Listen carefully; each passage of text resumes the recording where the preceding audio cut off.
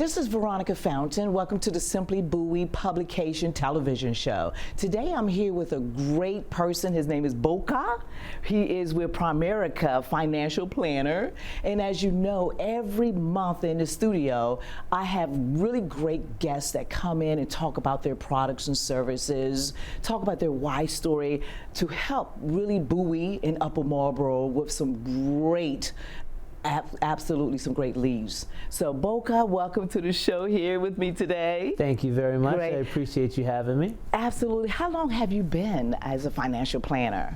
Yeah, I started in 2003 in the industry. It's something I never thought I would do. Okay. Yeah, I got out of school. I had an engineering degree at an MBA. I went into construction management. Okay, engineer. Okay, yeah, nice. And it just so happened my cousin is a vice president with a financial services company, introduced me to the industry, started there part-time, and been full-time since 2017. What prompted you to get into the industry of financial services? I don't know that it was finances itself at first. Okay. The way I want to say it is that I found out quickly that most people don't know enough about money. That is the truth. Right? And that is so true. Yeah. And the things that they need to know, there's like so many little things that you need to know. It's not like you have to know a tremendous amount to do well financially.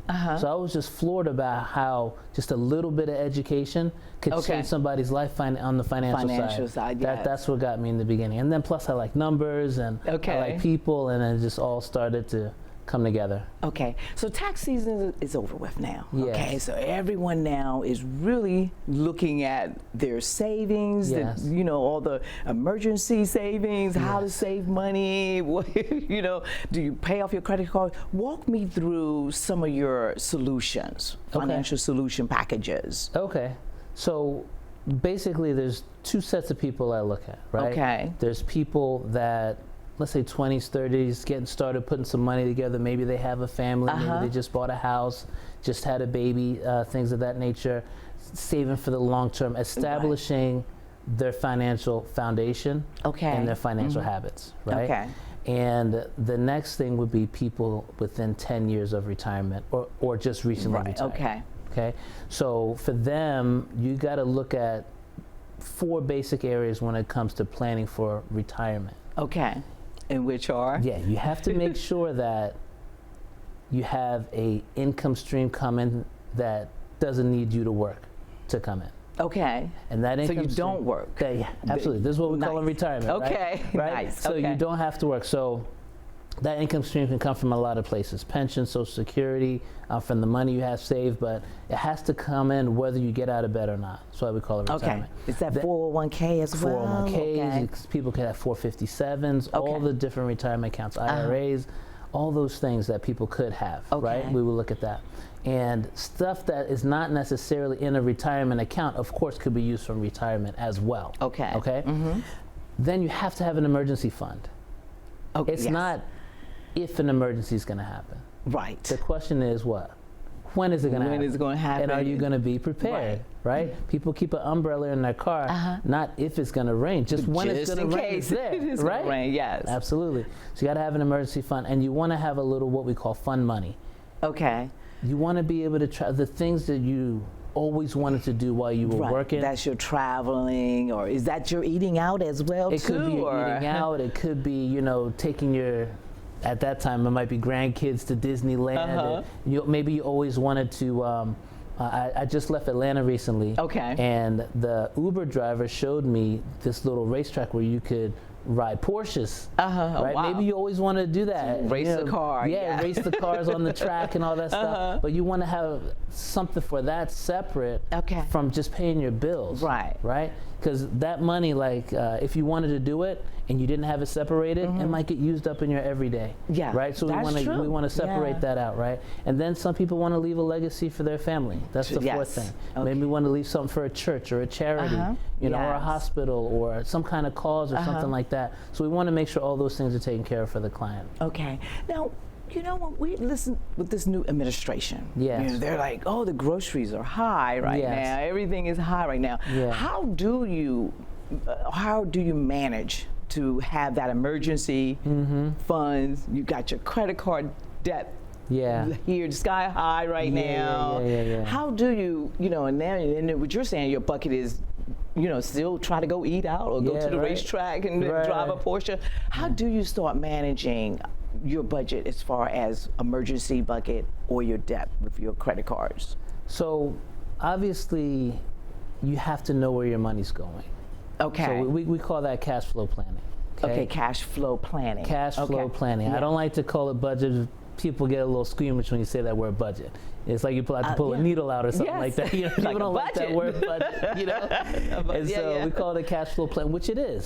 You want to know where your money's going, how much is coming in, and where it's going out. Okay. Because a lot of people, they don't know where their money's going. Right. And it's something that's in your care.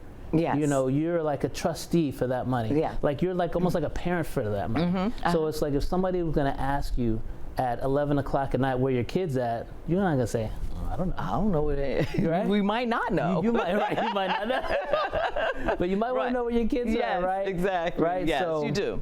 So cash flow planning is key to that. So what happens in cash flow planning, there's one of three scenarios.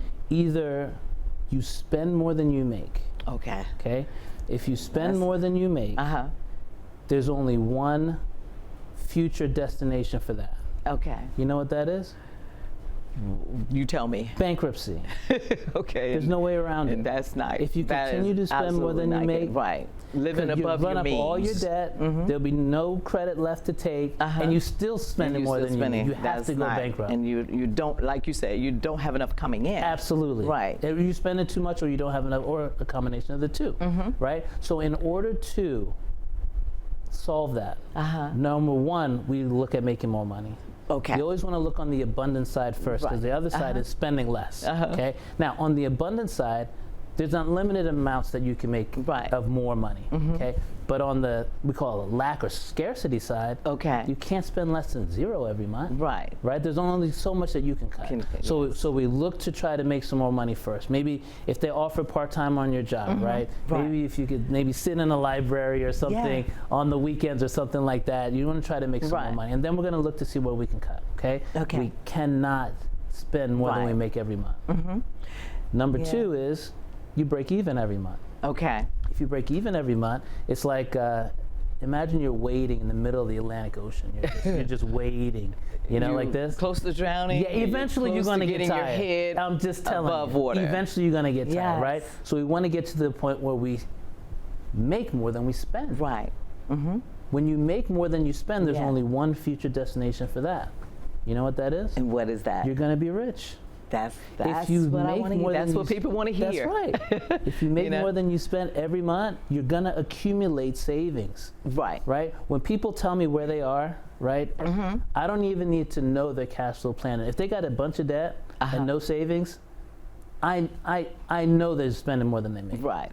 I already know. I don't even need to. We need to know the specifics on why, but I already know. You know. But when they say they have a bunch of money saved and very little debt or something like that, I know they're saving more than they make. Right. So anyway, so once we get you to the point of surplus, we got to figure out where to put that money. Right. Okay. Get an emergency fund first. Right. We want to pay off the debt that you have. Yep. Start the emergency fund first. Make sure to pay off debt. And things of that nature, then you want to start saving for the future once you've established your present. So basically what you're saying, that the kids that are in student loan debt, which is going to be released now, they are entitled, they have to pay it back now. So they really just need to start job hunting and getting a job that pays a lot of money, possibly work on weekends, remote job, figure it out. Here's the thing when you're young, there's two things when you're, number one, you got a lot of energy when you're young. Yes. More than when you're old. You don't know that now, but you did. I don't know. I'm starting to feel that I got the same amount of energy. Right? So that's number one. Number two, you don't have all them responsibilities. Exactly. The people this is the time to make money. To make money. You work as much as you can. Or if you can make money without, legal now. If you can make money without working, fine, okay? But this is the time to make a lot of money. Right. As much as you can, whichever way you can. So many opportunities. And no question, you don't have to leave your house. That is so true. It's unbelievable. Do you think that financial literacy should have been taught a little bit more when we were in grade school versus, here's some money, go to the ice cream truck and just keep spending, Do you think financial literacy played a huge role into Americans being in debt more now versus, because a lot of people do what they saw their parents, how their parents spent money, What is your take on that with financial literacy for kids, or is it too late? Could it be adult financial literacy? Do you teach any sessions? Yes. I can do that. Definitely. I've done that plenty of times for sure. Okay. But no, financial literacy is extremely important. If not for anything, just for awareness. Because a lot of people, they get out of high school or whatever, they don't know anything about money. When you come out of high school, you're just ready to party. Right. Just party. They need to have know a good time. something about money, right? But a lot of us, we did know. I'm telling you. Just want to have a good time. Yeah, you know geometry. Yeah. Right? Shouldn't you know about money? Like, yeah. Shouldn't you know it's like, anyways. No, definitely financial literacy should be taught. Is it better to pay off your debt or build up your savings? Okay. That's a good question I want to ask you. Absolutely. So here's the thing. There's two things. There's the get out of debt plan and there's a stay out of debt plan. Okay. Some people, when they get in a lot of debt, they get intimidated by it, they get scared of it. They want to throw every dollar they have to paying off their debt. Okay. So the challenge with that is once you send your money to the debt company, right? Yes. The credit card company, whoever else. Once you Yes. send the money to them, if an emergency was to happen, you have no choice but to use debt again. That's correct. You don't have any money saved. Right. Emergency comes, you need money, you have to use the credit card now because all your money went to them. Yes, right? that is true. However, let's say you put some of the money towards the debt and some of the money towards the savings. So a mixture. So you're doing it at the same time. Okay. Right? When an emergency comes up, at least now you have a choice. Okay. You can use the credit card to pay if you want, but at least you have a choice to use the savings you've built up. And you can continue your debt payment plan. Okay. Right? So one of those things, I would do both. Okay. I would do both. Okay, you know what I not mean? one Pay off the without the debt, other. not one without Okay. the other. Because paying the credit cards, paying every dollar towards the credit cards, I'm using credit cards for instance, paying every dollar towards the credit card might get you out of debt at one point. Right? But it's not going to keep you out of debt. Right? So number one, build up a savings. But number two, the only reason people have debt is just borrowing money from somebody else, right? Okay. The only reason people have debt is they're spending money they don't have. Okay. Okay? So you have to put yourself in a position where you have some money so you don't have to get in debt, right? You got to get that cash flow plan positive. You get that cash flow plan positive, the only reason you use a credit card is for the transactions. Right. Some people you have to use it for the plane. Some you have to use it to rent a car, something like that. But if you have the cash, you pay it right back. Okay. Right? If your cash flow is always positive, that's the stay out of debt plan. Right. What about all this pay down? What is it? Buy now, pay later. That's like huge now. What is your advice on people? Should they use this, or that way they don't have to spend all of their money up front for something, or should they steer away from the buy now and pay later? Well, it's tough. The typical person thinks they have the discipline to pay the stuff off later, but the typical person doesn't have it. Okay. And that's what those companies are banking on. Right. That you don't. Because once you get that discipline. Emergency that comes up, and now you still got this outstanding loan, to pay later. Absolutely. So basically, what you're saying is, if you don't have the cash, you can't afford it, don't do it. Well, here's what I'm saying. Rule number one is know thyself. Okay. Okay. You know what I mean? Yes. Because some people are like, well, no problem. Yeah. I'll pay later, no problem. Right. But they don't do it. Yeah. Now, if you know you're that type of person, then you can't do that. Right. Okay. But if you know for a fact, and very few people are this type of person to be that disciplined to do it. Yes. Okay? So most people stay away. Now, do you think that once people start building up a lather or seeing their financial planning and it's coming to fruition, that they'll stay on target and eventually like, oh my gosh, I see that I'm in the green. I'm actually seeing that this is working. Absolutely. Do they normally typically fall off and make a bad purchase, go back to where they started from, or do eventually they start climbing the ladder and start investing, going to the next solutions as you suggested? So this is the thing. I think that, you know, saving is like everything. It's like once you feel confident in it and once you see the results of it, you kind of get better at it and do more of it, right? Because one of the things is you're either going to have a savings habit or you're going to have a spending habit. There's really no in between. Yes. Okay. The problem with having a spending habit is when you make more money, you spend more money. Right. And the good thing about having a savings habit is when you make more money, you save more money. Right. So what I find is that if you develop that savings habit reinforced by your savings account growing and all your accounts growing and everything going great, people look for ways to save more money. Right. They like the feeling for ways of it. how can I bring in more money? Or bring in more money, right? They like the feeling of it. You know what I mean? Yeah. Especially if they were in a bad place before. Right. And because you don't want to go back there. That's right. So it starts to accelerate to go back there. Yeah. Okay. Now, you know, you hear a lot about life insurance, term life insurance. A lot of companies are incorporating that with their financial planning now. Yes. Do you do that with your company, or yes, a little bit of that? Absolutely. Now, Okay. so life insurance has, to me, one purpose. Okay. That's to protect your heirs in case something was to happen to you. Okay. Because when you pass away, your income goes with you.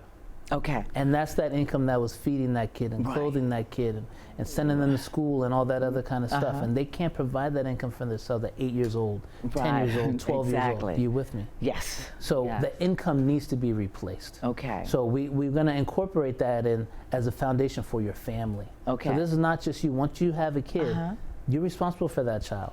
Right. Okay? Absolutely. So you want to provide some, and that responsibility doesn't end when you die if you can prevent it before. Right. Yes. You understand what I mean? Make sure you incorporate that insurance policy. This as is you you're being saving. responsible, being a responsible adult. Yes. And as you say, legacy, That's leaving that correct. legacy with the kids. So yeah. What are some of your other, when you say investing for the future? Yes. I know you touched on that a little bit more. Talk a little bit more in depth as far as with that investment. About what to invest in. Yes, right? exactly. So the number one vehicle for me, for clients, most clients are not financially savvy. They're not going to look at the market every day. No. They're not going to know what stock X is doing, and stock Y is doing, this industry is doing, that's doing, or whatever, okay? So the stock market itself, the whole broad market, has brought back about somewhere between 10, 12, maybe 15% for the last 100 years. Okay. Let's say somewhere between, let's say somewhere between 8 and 12% for the last 100 years.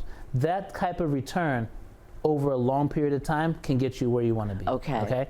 Now, what happens with a vehicle called mutual funds is you have somebody else picking the companies, knowing what to buy, when to buy them, when to sell. And they're going to be the ones using the market, the broad market, to get you those returns, so that you don't have to be the one looking at the market, and you can still get those returns. You're right. A lot of us do not understand the stock. Most people. Bitcoin is going over our heads. Yeah. And because that's not their job. They go to work all day. They got a profession. There's things they got to do.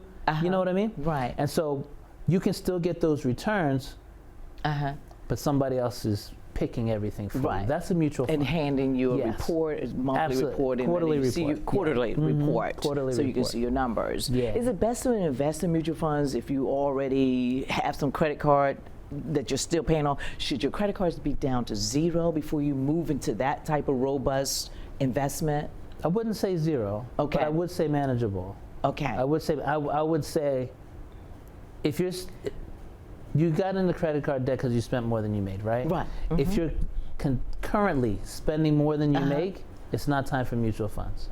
It's time to do the two things: build up the savings, pay off the debt at the same time. Once you have some savings built up in the bank or a money market or something like that, high yield savings, right? Once you have that built up, you can have a little credit card debt left. But if you're in the positive, it's not going to build. This is your stay out of debt plan, right? So once you have that nest egg short-term built up for emergencies, because mutual funds are long-term investments. You got to have a 10-year window, right? If you're going to invest in mutual funds, right? So you can't have the money that you need for emergencies in mutual funds. Right. Because the emergency might happen before the 10 years. Exactly. You know? So for those that are in their 50s, of course, when you're in your 30s, you could take them long-term investments in mutual funds. What about if you're in your 50s or 60s? Do you go aggressive when you're in your 50s or 60s, or do you stay mild with investing in mutual funds? What would be your suggestion with that? Yeah, it's more than likely it's going to be a combination of the two. Okay. Typical rule of thumb would be 10 years out, right? Okay. Right. 10 years out. More than 10 years out, everything aggressive, right? Okay. Because you have more than 10 years to recover if the market was to go down, like it did last month. Yes. Okay. You have a lot of time to recover. Okay? Yeah. But 10 years out, typical rule of thumb is you want 1/3 of your assets into something that is what we call downside protected, which means it can't go down. Okay. You want 1/3 of your assets in something that can't go down. Okay. And if you have 5 years until retirement, you want 2/3 of your assets in something that can't go down. Okay. Okay. Typically, that makes you conservative, and what it does is it makes it easier to plan. Because the majority of your assets, you know where they're going to be minimum. Okay. So it's easier to plan that. Plan that right? better. Yes. So it doesn't necessarily depend on the age, although it could be a good rule of thumb. But 10 years out from when you plan on retiring. Okay. So somebody 50 even might want to retire at 60, right? Now they need to switch to 1/3, downside protected. Wow. This has been some great information. Really good information. What else would you like to add? I know you've covered some really great stuff, some pertinent information today. How would they reach you? You know, to reach out to you to start some consultations with you with your debt planning. Absolutely. What is your website, your email address, phone number? Yes. I've had to change my website up right now, so I've got to make some changes in that. Your social media links. So you can find me on Facebook, Worjoloh Financial. Find me on Facebook. You can find me on Instagram. You can find me on LinkedIn. Okay. My cell phone number is 301-326-3279. Get my cell phone number. But and that's always the best way to catch me. But if you look me up on Google, I got a Google page there, with a few 5-star reviews. You can look those over and see if it might be a good fit for you. Okay. I think you are a good fit for it. You really gave us a lot of knowledge, a lot of great information today. I appreciate you coming on to the show today. Yes. And make sure you continue watching Simply Bowie Publication Television Show every month now as we continue to bring you some other great business owners. And thank you for joining the show today. And thank you for coming today. I appreciate it. No problem. Thank you. Okay.